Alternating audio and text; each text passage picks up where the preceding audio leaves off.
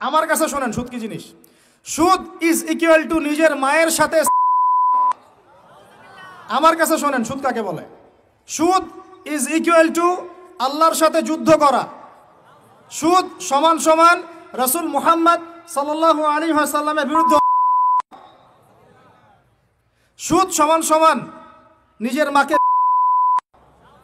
সুদ সমান সমান 36 বার জেনা করা, তাও 1 দিরহাম সুদ। 1 দিরহাম সুদ। কোথায় আছে এগুলা?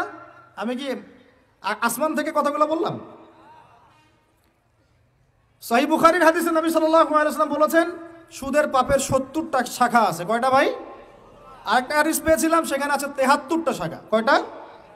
যার সবচেয়ে নিচের শাখাটার নাম হলো নিজের মাকে বিয়ে করা।